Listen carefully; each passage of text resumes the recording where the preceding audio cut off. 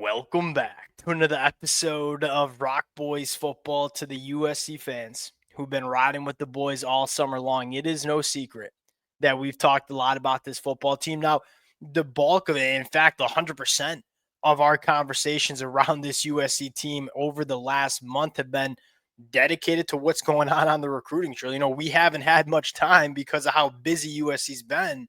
Haven't had that much time to get into fall camp storylines. Well, as USC has seemingly, kind of solidified the bulk of their class in 2026, let's start ushering back in that conversation of, hey, what's this USC football team going to look like in 2025? And hey, I come out and argue, say, this is a big year. There's not a program that has more momentum around them than USC over the last couple of months. They've operated like a national championship caliber football program. Now, here's the key for USC. Hey, can we put that on the field in 2025? And that doesn't necessarily mean we got to go win a national championship. But what that does mean is, hey, you got to show the college football landscape. You got to show the kids at the high school ranks that, hey, we're going back in the right direction. We're making our way back to where USC belongs in the college football landscape. Here's what we're going to get in today. And we're going to lead with one quick recruiting tidbit, just really quick. I'll keep it short. What we're going to do today is it's an opportunity for all of us, because y'all are very active in the comment section, to call our shot and say, hey, there are a lot of known commodities about this football team, right? You got two wide receivers that are the two best, or two of the best in the country, arguably the best wide receiver duo in the country, and Jacoby Lane and Mekhi Lemon. You got one of the best when healthy off-ball linebackers in the country in Eric Gentry.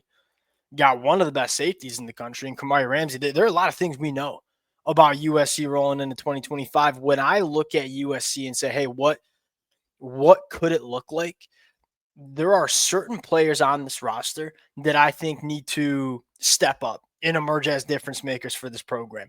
Fall camp is when that starts to play out. Who are the 5 guys that need to step up during fall camp? The most intriguing 5 guys for this USC team to be successful in the 2025 year. That's what we're going to get into. Fired up to get into it. Before we do, and as always, the USC fans, the whole purpose of this episode is for everybody to call their shot in the comment section. Look, there's probably 10 to 15 players that should be talked about on this list. I'm going to talk about my top 5. Let it rip in the comment section. Appreciate you guys rocking with it. If y'all do enjoy the content, consider subscribing to the channel. Without further ado, let's get into it now. Really, really stinking quick. I'm going to try to be short. Y'all know I can sometimes get a little sidetracked. Brett Koolage, 4-star offensive lineman in the 2026 cycle. We haven't, to the USC fans, have we talked once about Brett Koolage? Because I don't think we've had.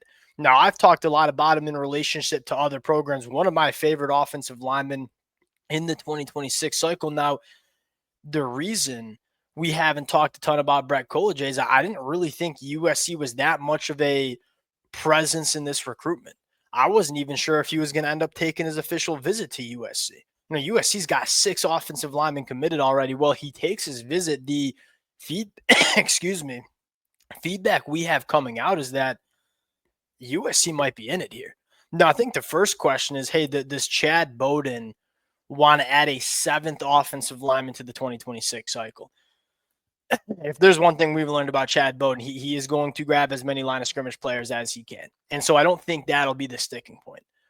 The other thing that excites me about this, what do all the bigger fish that USC has recruited have in common? And I'm talking about Mark Bowman, and I'm talking about a guy like Luke Waffle. I'm talking about Tom. I'm talking about Kenny Pepe. I'm talking about Illy. What do they all have in common?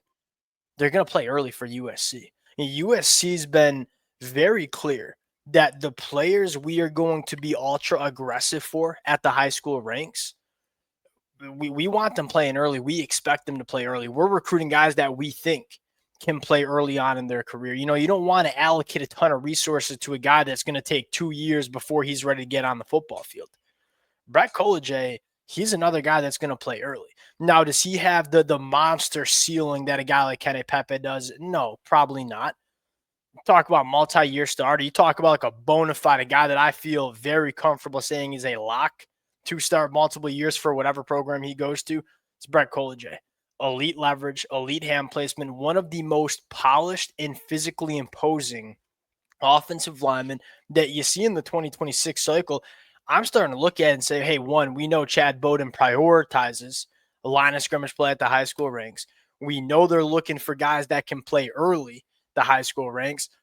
Well, shoot, Brett Koolage, he checks both of those boxes, and he's boys. He's boys with Mark Bowman. He's boys with Cannon Smith. He was a Colorado kid before going to IMG Academy. There's some buzz all around Brett Koolage. Now, am I getting up here and saying USC is going to land Brett Koolage? No. But there's also a thing that I don't count USC out in any of these recruitments anymore. We've been learning that all class long. We'll see how it plays out with Brett Koolage. All right, let's get into the bulk of this episode, and that is, hey, who's the watch list? Who are the guys that we really think need to step up in fall camp and kind of be difference makers for USC? This is a little bit cheating because I think he's already kind of broken out, but I'm going to go Cam Fountain, number one. Yeah, I think you could make the argument, outside the quarterback position and outside of your star players being the star players we know they are, can Cam Fountain be that star player for USC? He was really freaking good as a freshman. Can he go be great in the 2025 year? Every elite defense, every college football playoff caliber team, every elite team in the Big Ten, they have a guy up front. They have a guy that is a top 50 NFL draft pick.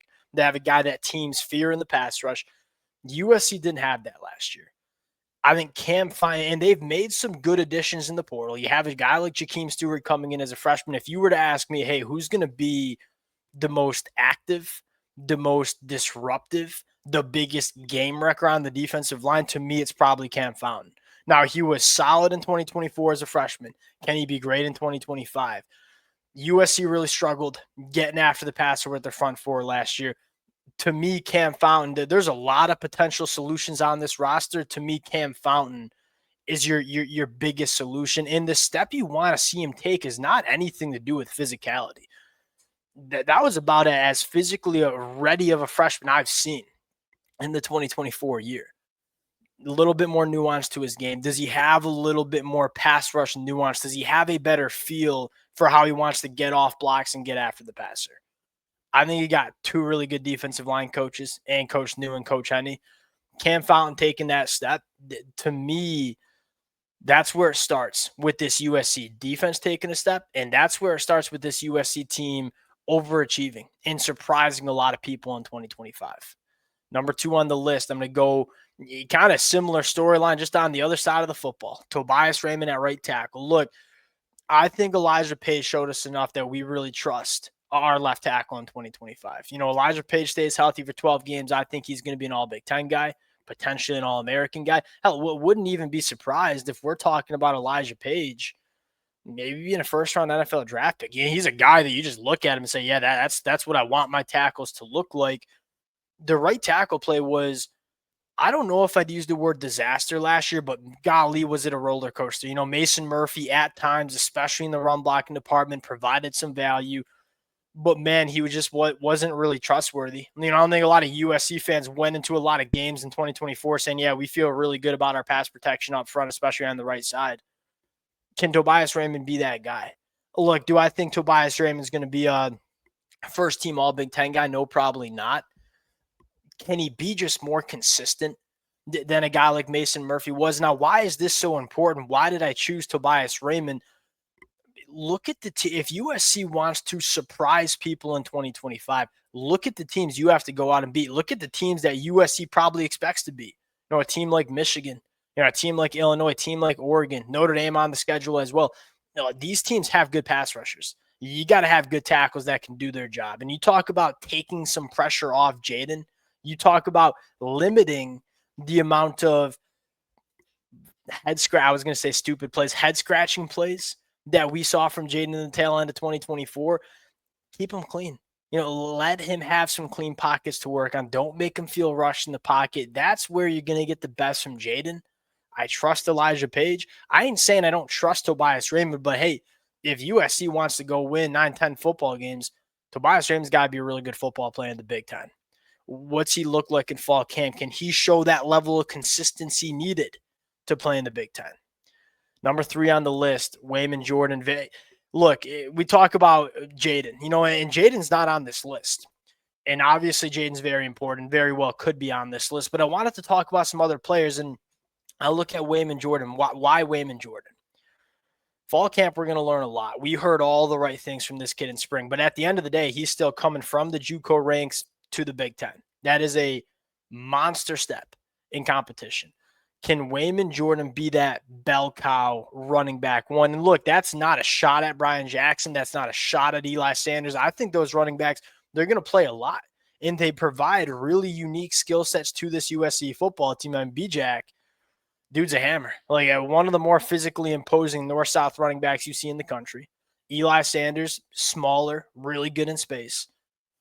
Who's the overall most complete running back in this room? Who is the running back that we heard the most positive buzz around in spring? It's Wayman Jordan. Why is Wayman Jordan so important? Well, USC ran the football really well last year. The problem is they just didn't try to run the football that much. I think in 2025, again, that conversation of how can we limit those fatal negative plays that we saw from Jaden at times, keep him clean, Tobias Raymond in pass protection, but also, hey, give him a good run game. Give him a run game that he can lean on even against the best teams in the country. And that was one of the things that stood out to me about USC. They were able to run the football against anybody. I wish they ran it more, but it wasn't like, hey, we're playing a team like Notre Dame. We can't run the football against them. We can only run the football against Rutgers. They could run the football against anybody. Doing that in 2025 and leaning on it more is going to be important. Can Wayman Jordan be that bell cow running back one to do it? Can you ride him like you did Woody Marks? That's a storyline.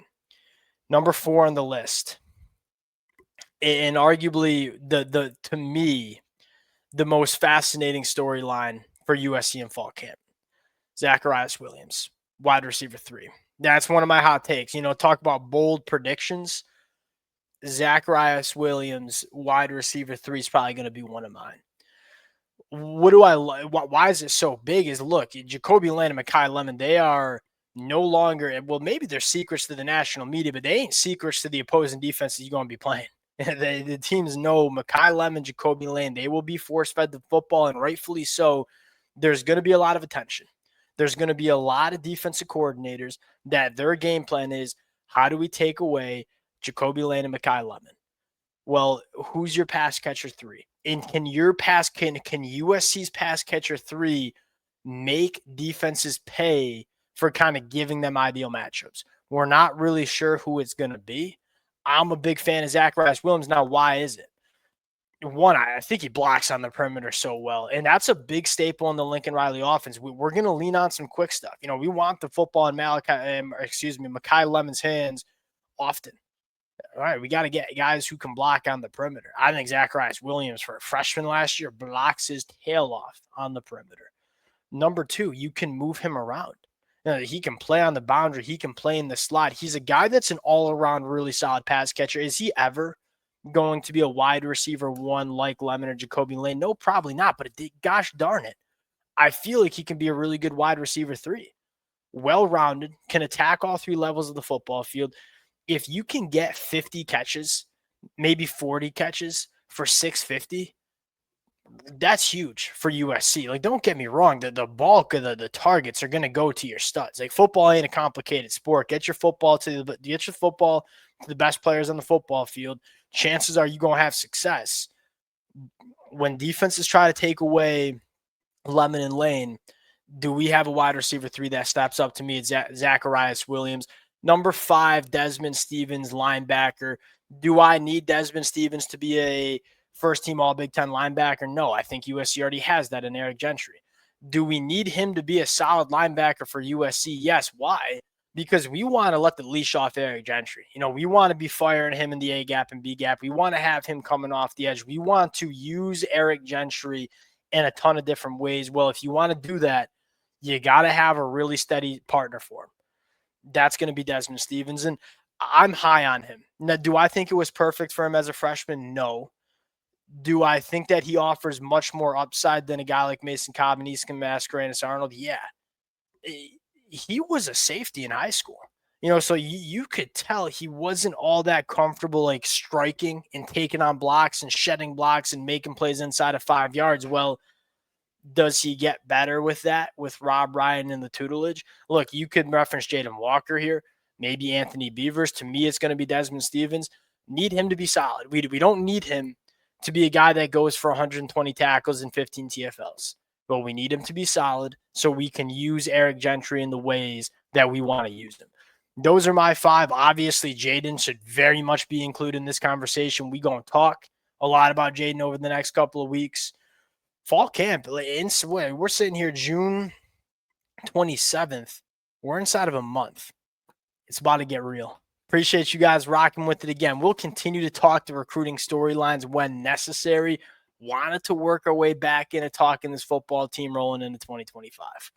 Appreciate you guys, and we'll talk to y'all. Hey, please let it fly in the comment section too. Appreciate you guys. Let it fly.